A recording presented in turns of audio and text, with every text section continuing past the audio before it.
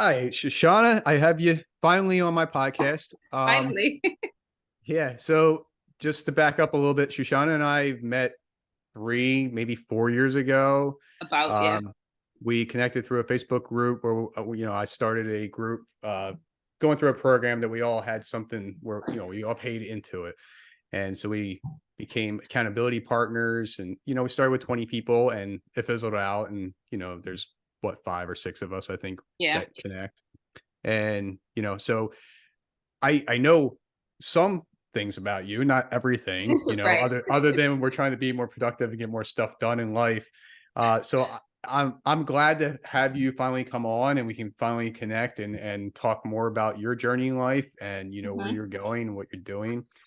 So we'll just let's start with that. Why don't you share with everybody who you are and what you're doing currently, and we can backtrack to how you got to where you are. Okay, sure. And let me just start by saying thank you for having me on, John. I've been listening and I've just been watching the growth and I'm excited to be on. So thank you for having me on.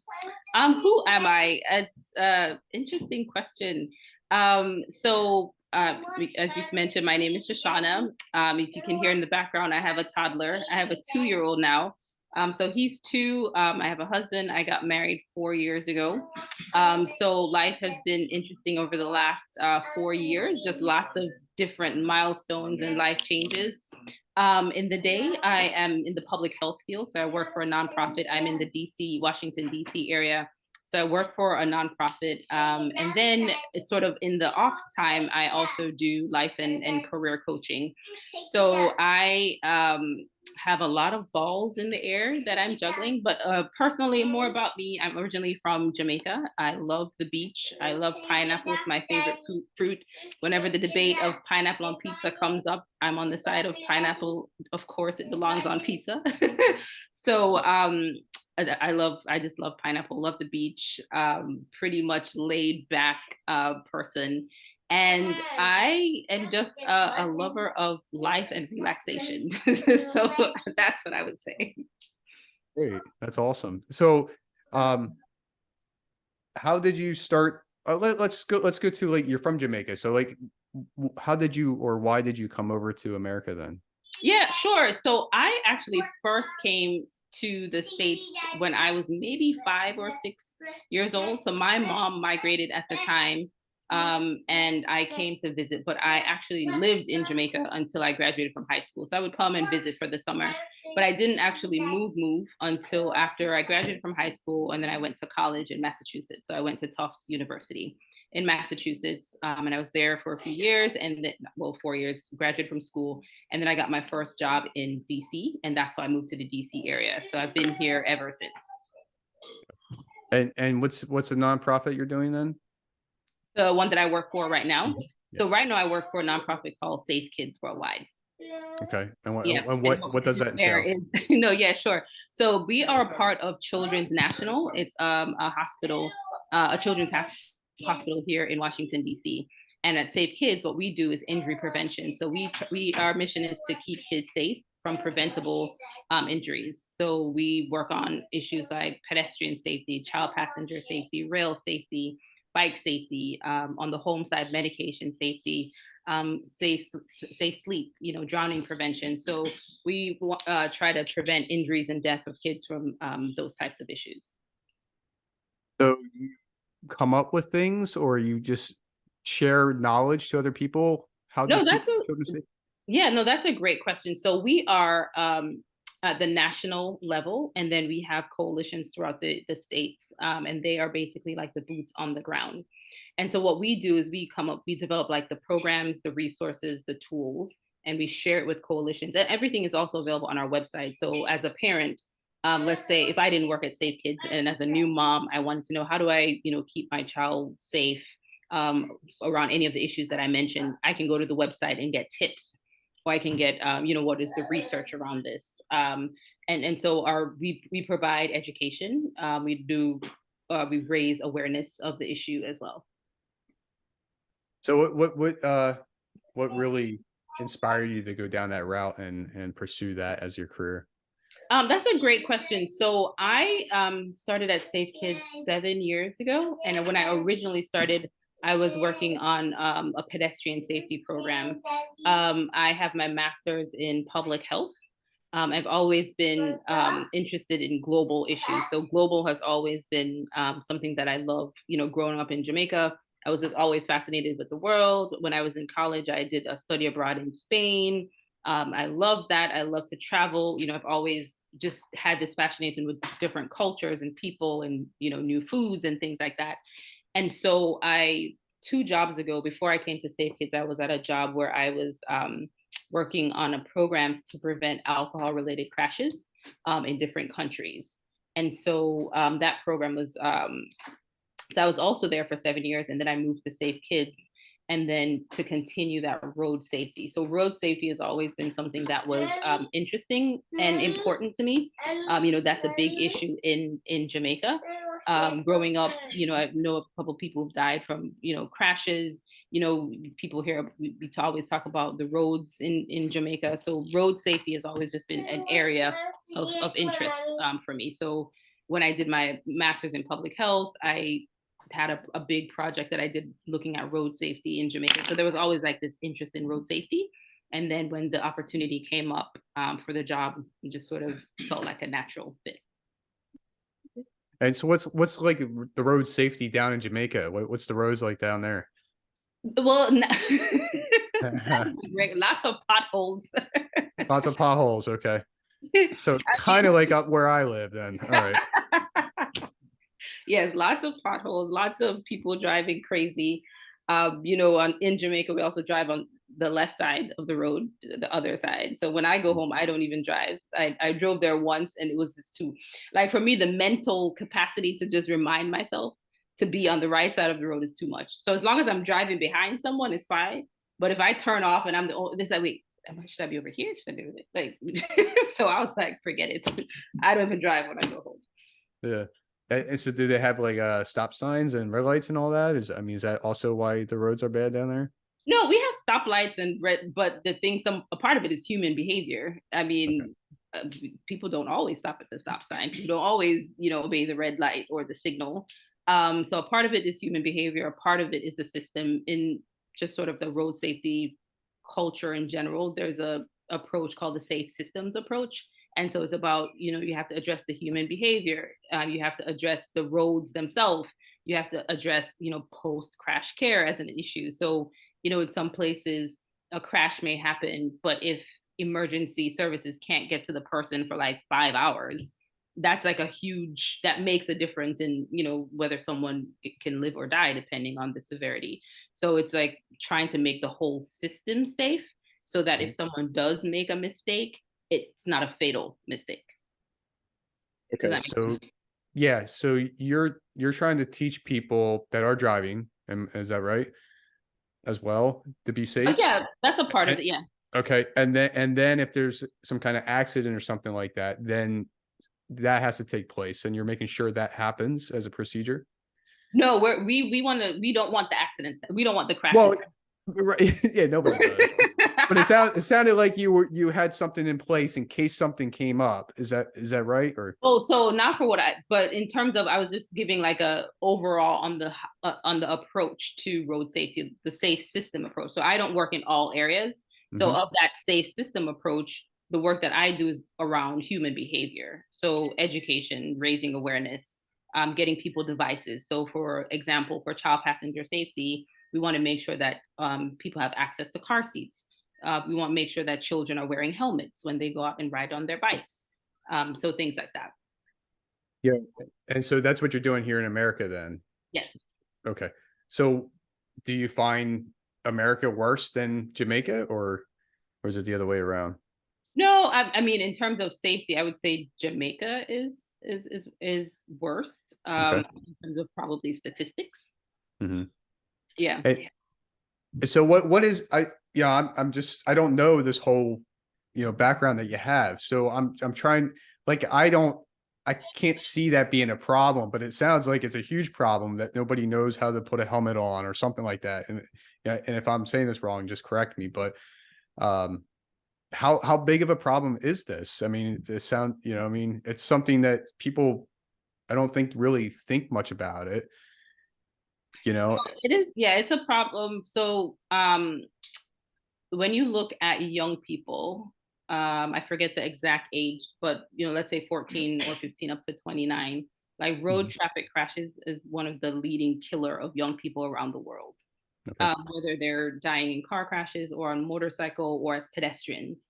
So you still have kids getting hit going to and from school as they walk to and from school in some countries because either they don't have safe sidewalks to walk on, or they don't have crosswalks, or in some countries they call it zebra striping, so there are still people around the world in walking or riding their motorcycles in unsafe conditions.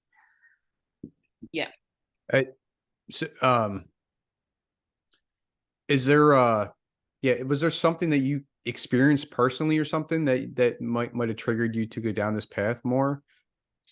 That's a great question. I mean, I remember walking to school as a child Mhm. in Jamaica and just, did not always having a sidewalk to walk on. Oh, okay. I remember sometimes I used to walk to school by myself, and strangers would sort of help me walk across the street. So and like I said, even I think it was yesterday, scrolling online, I saw there was another major crash, in the country. So it's crashes happen every day. Not all are severe, but in countries like Jamaica, sometimes when the crashes happen, they're severe, and unfortunately, multiple people losing their lives. Mm. And I think the point is a lot of this stuff is preventable. Someone was speeding. You slow down. It can be preventable. If you're sleepy or drowsy, don't drive. Obey the traffic signals. So a lot of times, not always, but most times, it's something that could have been prevented. Yeah. So, okay, just back me up here a little bit. But so you do pamphlets, you tell people how to do things and share information. Is there something more that you could be doing to reach out and share what you have and teach people? What do you mean? So it's more than just pamphlets. Like we have programs, and Hmm. so it's like a multi-pronged approach. There's an advocacy component as well. It's trying to, in places where there aren't certain laws, trying to advocate for certain laws. So, so it's a multi-pronged approach. There's a communications aspect, trying to raise awareness of an issue. There's a programmatic piece, designing programs to engage direct education with people. So it's like a multi-pronged approach. Interesting. This is all new to me, so I'm trying to take it all in. But so what's next for you then? Are you going to stay in this area? You think?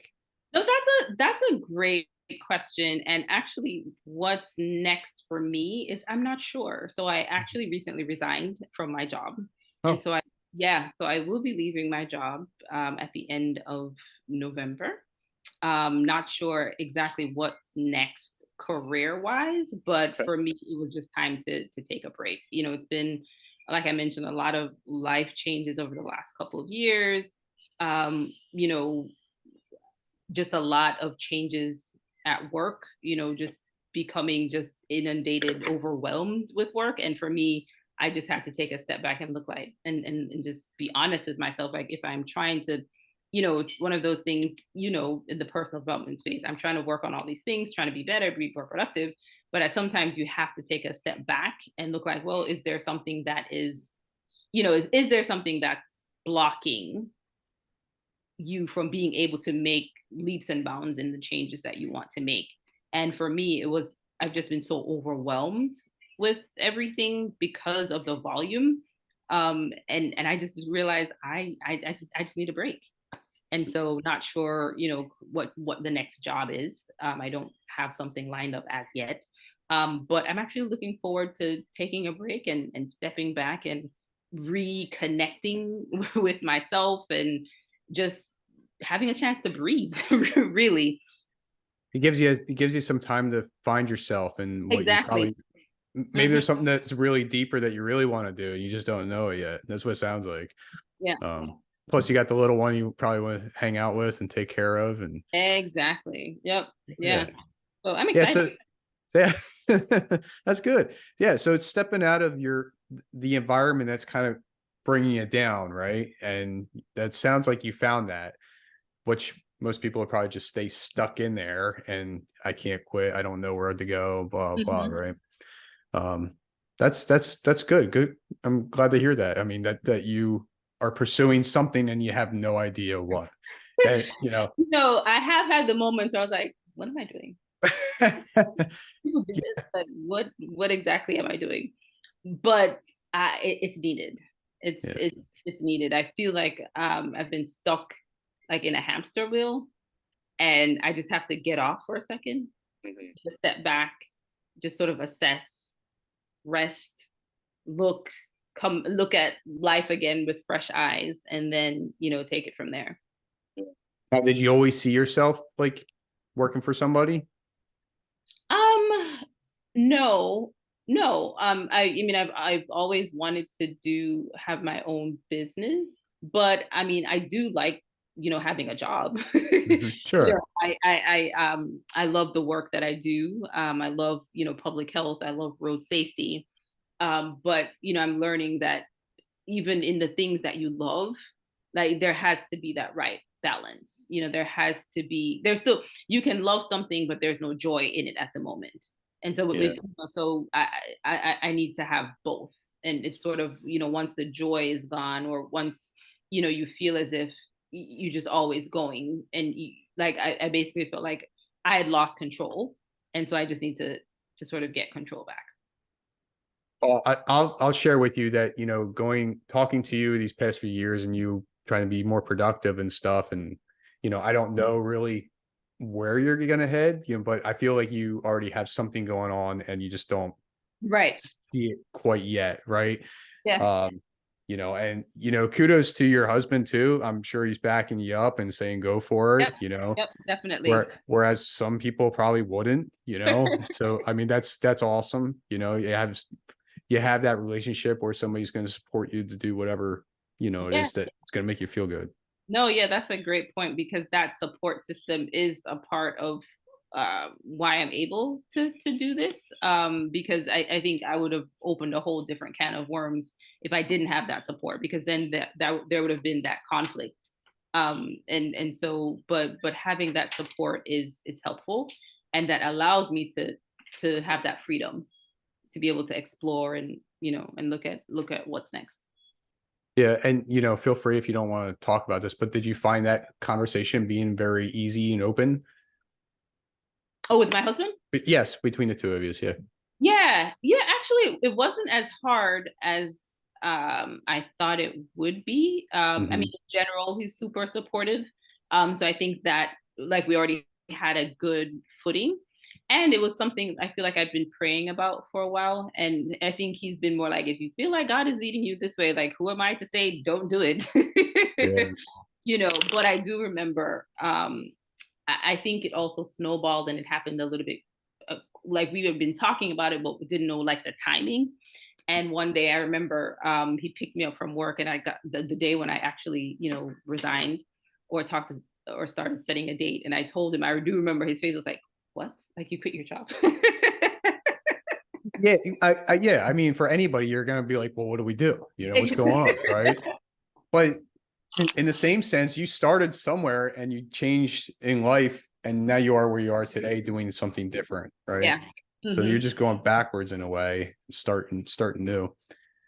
That's good. I'm glad to hear that, so it's at the end of November. Is that what you said? Yeah, at the end of November is when everything will wrap up, Gotcha. with that job. And I'll I don't know when I'll start looking again in earnest. I haven't decided if I will sort of look while I break, or if I'm going to take a break and then look. I mean, I don't know. And yeah, I don't know. And I do have, I wrote a book like 5 years ago now. Okay. I have done a horrible job of promoting this book, John. Like, horrible job.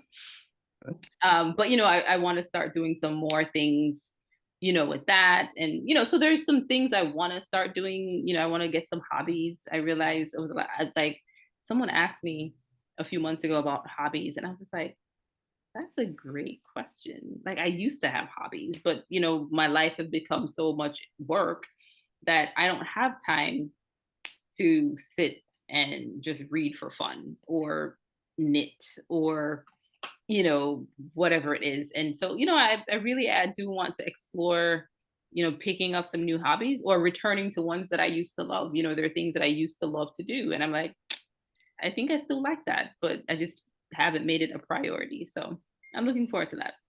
It's good. Yeah, I think you're gonna find yourself. I think you're gonna do things that you probably never did before. You know what I mean? Yeah. And I I maybe you're already doing this, but I'm a firm believer that you're gonna be starting to do something between now and then, not just wait. That's what I feel, because you're probably getting anxious and want to do something. I this is your opportunity if you wanted to like try something on the side and do your own thing. So Mhm. is that something that you're willing to pursue? Yeah, that's definitely something I want to pursue. I do love coaching. I mean, I'm a certified life coach. I've gone through life coaching training. I did 10 years ago. Yep. But never, so I've always sort of done it on the side, but not intentionally. I've coached folks, I've worked with folks, but never like to be like, oh, I'm building this empire type thing. But it's something that I do love to do, and I do see myself. I see that becoming a bigger part of my life. Well, I wish you the best, and we'll see Thank what you. happens, as you keep going. That's great. Awesome. Yeah, See, yeah, this yeah. is good. This is I wouldn't know this stuff. Uh but yeah, so I mean, if you're gonna let's just say you start your coaching business or whatever it is right now, and maybe people are wondering what they don't know about taking the leap, right? And quitting their job and not knowing where they're gonna go and what they're gonna do. Um, if somebody wanted to just like talk to you and just say, maybe they get to learn a little bit more about what your thoughts. So how would somebody like connect with you? Yeah, sure. So I do have a website. It's refocusandthrive.com. So it's www.refocusandthrive.com. Or folks can reach out to me on social media. I'm pretty active. I would say the channels I'm most active on are Instagram and Facebook. So on Instagram, I think the handle is now Refocus and Thrive. And then on Facebook, they can just search for my name. It's Shushanna Mignott Thompson. And And what's go ahead. no, Sorry. no, you go ahead. I was just going to ask, what's Refocus and Thrive? Oh, so that's actually what I was going to say. Oh, So okay. yeah, so that's actually the title of my book. So it's a devotional book. The big title is Refocus and Thrive, and then the subtitle is basically how to discover your true identity and walk in your freedom and purpose. And it's funny because as I think about it in this conversation, it's like a full circle moment for me because I had lost focus of who I am and who I was, and now I'm refocusing to be able to thrive again in my life. And it's really about, there's so many different expectations. There's so many different things that people feel that they're living up to or under. And I find that sometimes you're trying to go off of a checklist, per se, or, oh, I have to get married, I have to have a child, I need to have a career, I need to, whatever it is. But at the end of the day, is that what you really want? Or is that what you're supposed to do according to your family, society, Hollywood, whatever it is? And that's essentially the the the thought behind Refocus and Thrive. And it's sort of like refocusing on what's important to you, refocusing on God, refocusing on your relation. So it's basically taking a step back to reassess what is, thinking about what is success for you, like what do you want, what are your values, where do you want to go, and then doing that. Because I feel like we kind of start on this journey, we're focused, but then we kind of drift, and then you look up and you're like 10 years, you're like, wait, where am I going? Is this is this where I was trying to go? What happened here? And so, you just need that moment to reset, to reset, and refocus. So that's funny. Like I'm walking out my whole, like I said, I wrote this book 5 years ago. Yeah. And so, I feel like I'm having my own personal refocus and thrive moment. That's what it sounds like. It sounds like you're reading your own book again, and you're doing something. Exactly. Um, and that's exactly why I got this podcast for Life's Checkmark, because life doesn't always go as planned, and you can change it any way you want, and that's why I have you and other people coming on as guests to share that stuff. So that's good. I now I'm gonna have to read the book, you know what I mean? And because I didn't even know, Did you know I had a book, John? No, I had no Oh, I idea. thought you knew that. I really No, that. I thought I mentioned that on you some don't, you don't call. promote it, so Good point. Good uh, point. oh gosh. But yeah, so I'll put all that stuff in the show notes, and is it on Amazon, the It is on book, or Amazon. It's on okay. Amazon. All right. So I'll do that, and then so I have one question I just ask everybody at the end. What what are the 3 key things you learned and used along your journey in life? What are 3 key things I've learned and used? Okay, that's a great question. John, you could have given me that question ahead of time, I don't do that stuff. Everybody can listen to the podcast and know it right away. Uh, um, so one is know and understand your values. So this is something that I have learned in the sense that I've always heard people talk about core values, core values, core values, right? And it's like, oh yeah, I have my core values, but it's one thing to know your core values on paper, but to live your core values out in life. So I would say you have to take that step of going from core values on paper to actually living out your core values, designing your life around your core values, and actually living in a way that your core values matter and are important to you. So I would say the importance of your core values, but not just on paper, but actually making sure you're living out your core values. The second thing I've learned is people pleasing is not beneficial to anyone, not to you, not to the people you're people pleasing to. For a long time, I would say I was a people pleaser, and it's it's, even though it's uncomfortable sometimes to have our hard conversations or to just be firm, like it's needed for all of us. And so if you're someone who's a people pleaser, like I encourage you to, if you need to get help with that, but recognize it and do something um about that. And then the third I would say is around something I mentioned earlier about your environment. So if you're trying to work on this personal development journey, or you're trying to make change, or whatever you're trying to do, assess the different environments that you're in, the relationships that you like, if you just kind of feel stuck, because sometimes it's a situation, because it may be sucking all of your mental energy, all of your capacity to really grow and bloom and thrive. So sometimes, for in my case, it was like work. Like I'm trying to do all these things, but as long as my energy is being always at work, I'm trying to be with my family, but my mind is on, oh, I have to do this, or so you have to sometimes break free from those spaces to then grow. Maybe you grow, you become a different, better person, and you can go back there. But sometimes you just need to shake things up, essentially, do something drastic to make something drastic happen in your life. Yeah, no, they're all great. So it's just like a reset, I mean, Yeah. just yeah, find out who you really are and really what you want to do. Because we just can't go backwards and fix things, and I Exactly. mean, it's Mhm. all right now. We don't know what's going to happen tomorrow. We can plan it, but it doesn't mean Right. it's going to happen. Well, Exactly. you and I both know we can plan anything. It doesn't mean it's happening, you Exactly. know. But no, this has been great. I'm glad that you came on, and I'm glad we Yeah. got to know it. I got to know you a lot better, more now than ever. You know what I mean? So this is awesome. Yeah. No, this was really good. I really appreciate this conversation, John. This was really good. Good. And so I wish you the best for whatever you do. You know, I know we'll stay in touch, and you know, I'm sure I'll hear more about your book, and you'll be promoting it more heavily now than ever. So Yes. thank you for coming on. No, thank you so much, John. I really appreciate it. You're welcome. All right.